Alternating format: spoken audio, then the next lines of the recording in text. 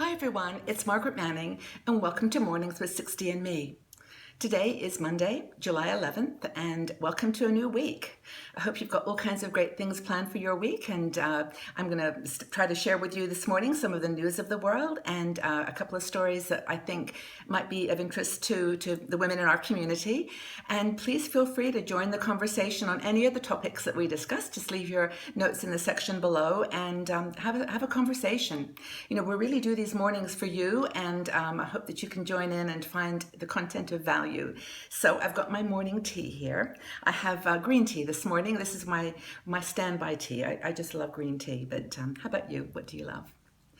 So look, here's the world as it stands today. A few things going on. There, first of all, has been an earthquake in Ecuador. It's a 6.4 earthquake, which is quite strong, and it happened on the coastal area just above Quito, and it's near a place called Rosa Zarate.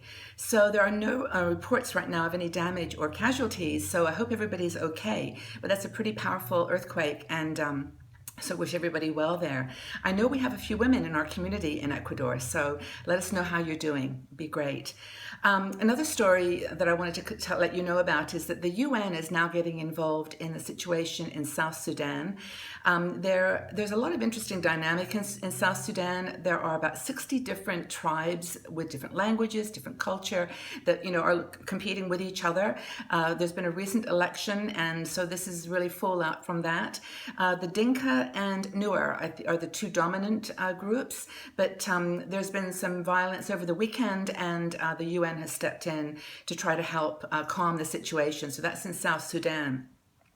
Another interesting development is that the Egyptian foreign minister has made a trip to Israel to talk with the government there about really restarting the conversation with the Palestinians about a two-state solution.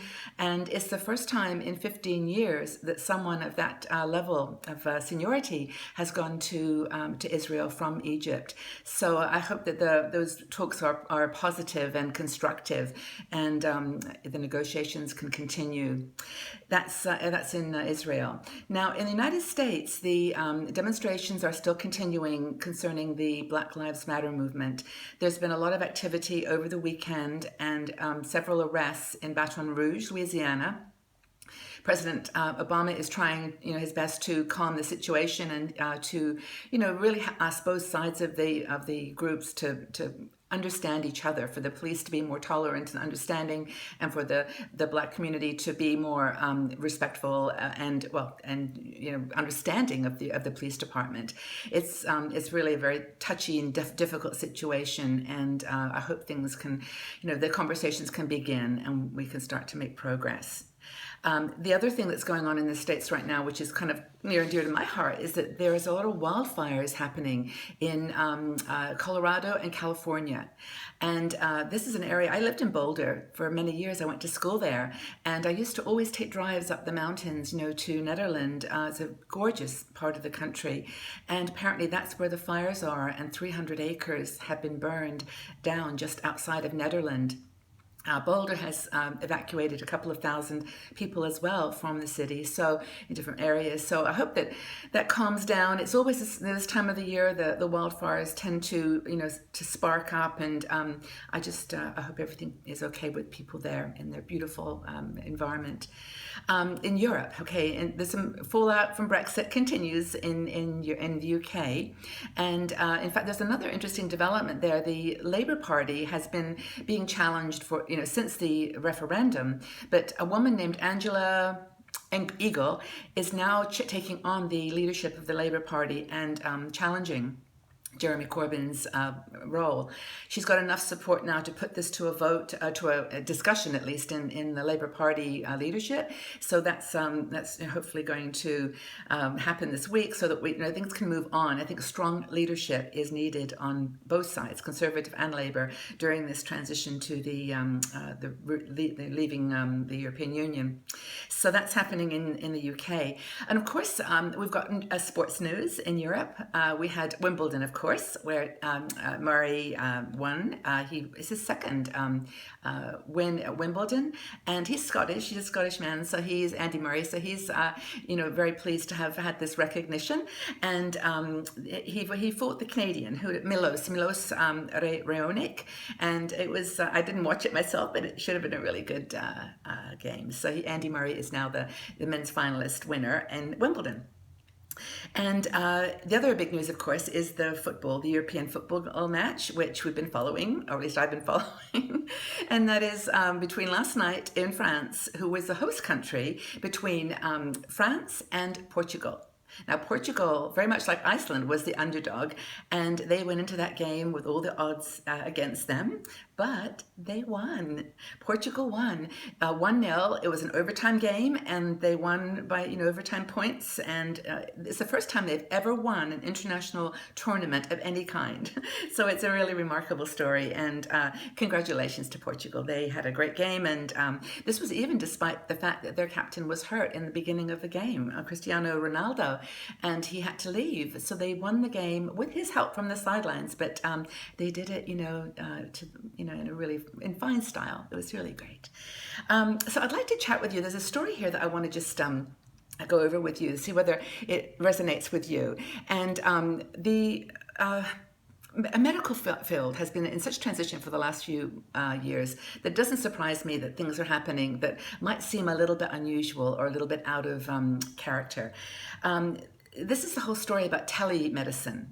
And the gist of it is that there's more and more medical conversations and diagnosis and help being done over digital lines, over Skype, over email, smartphones, and these doctors, specialists, and online discussion groups are using the online media to communicate and help patients.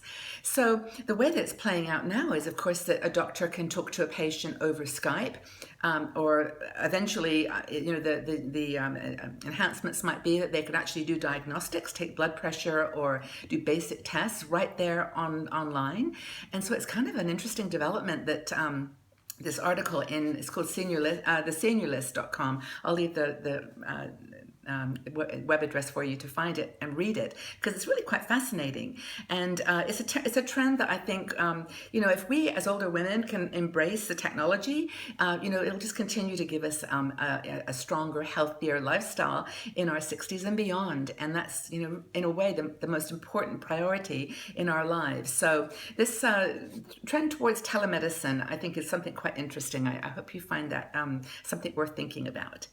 So let's think. Oh, yeah, Good News Day. I have a personal passion for sustainability and things that are working in society to minimize the use of things like oil and waste, renewable energy. And there's a great story. There's a solar plane called the Solar Impulse, and this is Solar Impulse 2, and it has been circling around the Earth for the last few months.